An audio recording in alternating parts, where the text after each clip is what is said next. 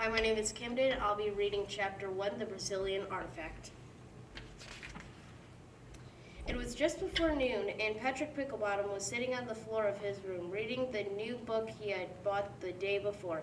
Downstairs, he could hear his little sister playing video games and angrily yelling at the TV screen. From outside his window wafted the smell of freshly cooked grass. His father had been mowing the lawn since finishing breakfast an hour earlier. His typical Saturday morning routine.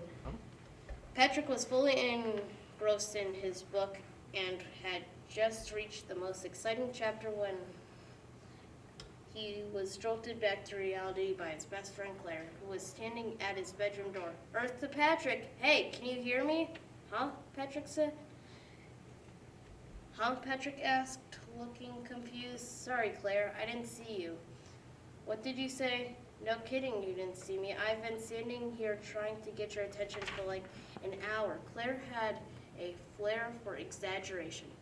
Patrick guessed she had actually only been standing there for about 30 seconds, but he didn't push her on it. "Sorry," he repeated. "I was just really into this book." "What else is new? You're always into a book," Claire said sarcastically. "Meanwhile, you're missing a beautiful day outside. Come on, let's go do something."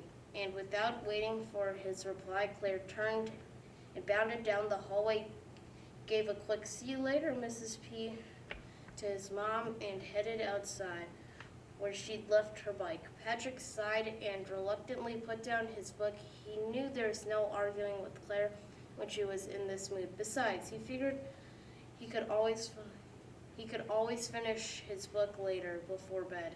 After getting his bike out of the garage, he met Claire at the base of his driveway. "Okay, where do you want to go?" he asked, pushing his hair back and putting on his helmet. "I don't know. I saw some signs for yard sales a few blocks over. Want to go check them out?" "Sure, yard sales almost always have boxes of great old books for sale for practically nothing," Patrick said, finally feeling excited. Claire rolled her eyes. "You and your books." Once she had strapped on her helmet, the pair took off down Maple Avenue. They turned left onto Slivian Way, cut through the schoolyard, and came to a practically large yard sale at a small yellow house with bright blue rims. Patrick knew the house well, but had never been inside. Roger Wigglesworth lived there. Roger was practically a nasty kid in his grade, who always was bragging about expensive games he had or impressive things he'd done. Roger especially liked to talk about his many athletic talents, although Patrick couldn't recall him doing anything all that extraordinary in gym class. Before Patrick could protest, Claire was already off her bike and making her way through the small crowd of customers and around to each of the piles of items for sale. Looking for hidden treasures, Patrick followed her, half-heartedly keeping an eye out for any book that looked interesting, but was determined not to buy anything that Rogers Wigglesworth was selling. After a few minutes of looking around, Patrick was about ready to tell Claire he wanted to explore another yard sale a few houses over when he'd heard Roger's voice just off to his left. "I dug it up myself," Roger said, showing off what seemed to be a very old vase. It was brownish and faded with blue specks peeking out from behind a thin layer caked on dirt and an intricate spiral design along the edging at the top.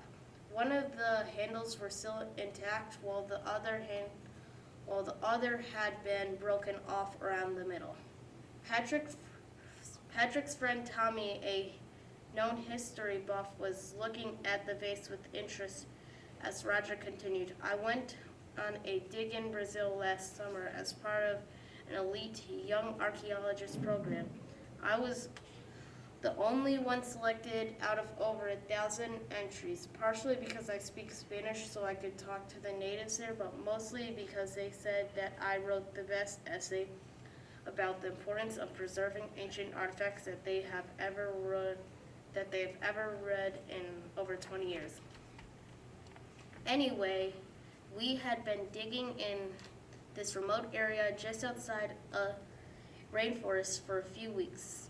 Everyone was on the verge of giving up when suddenly I hit something solid with my hand shovel. At first I thought it was just another rock, but when I cleared the dirt away, I saw it wasn't a rock at all. It was this vase. Of course, it was much dirtier than it is now. I was able to clean it off a little, but some of this dirt is here to stay. I think it didn't matter though. What mattered was that I found an ancient artifact that proved that ancient civilizations had been there.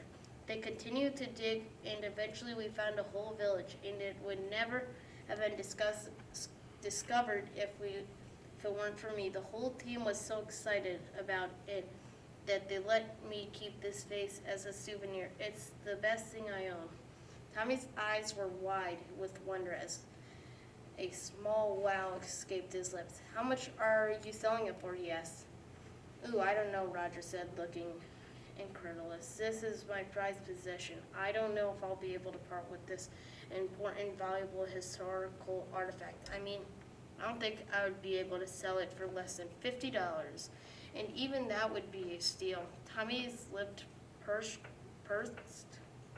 his lips and opened his wallet, looking at its contents. That's all the money I have, and it took me over a year to save it, but wow, this is such a great vase, and right from an authentic archaeological dig, it's worth it. I'll give you $50 for it. But as Tommy was about to hand over his life savings, Patrick reached out and grabbed his arm. Wait a minute, Tommy.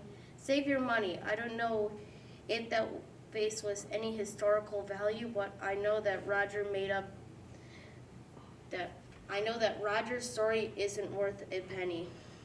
He made it all up. How did Patrick know that Roger was lying? Hint, you may need to do some extra research to solve this one. What do you think you should look up? Thank you and have a great day.